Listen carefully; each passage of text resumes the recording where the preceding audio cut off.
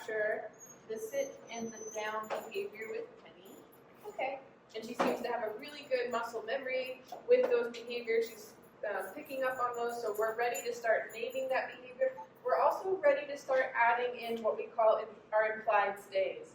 So what I'm going to start to do is proof these behaviors in sit and down by kind of adding in some distraction. Maybe I kind of take a step away, or I bend down to tie my shoe, and it may cause her to break that sit or break that down before I've had a chance to release her myself.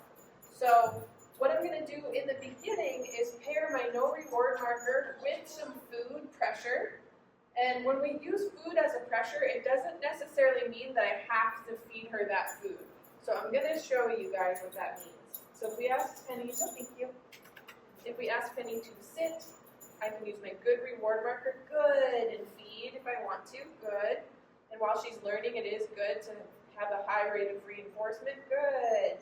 Now I'm going to do something that might cause her to break this little behavior we have, so I might take a step away. If she maintains it, I'm going to say good and feed. At some point if she breaks, oh, very good. I'm going to use food to get her back into that position, but I don't necessarily have to feed her that food. So if she breaks, I'm going to say good. And I'm going to get, she's offering another behavior now. So I'm just going to use that food pressure again to fix her position.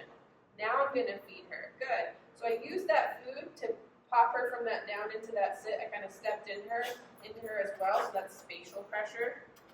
But ideally we want to use food to fix our puppies or our dogs when they're learning behaviors. Good. Okay.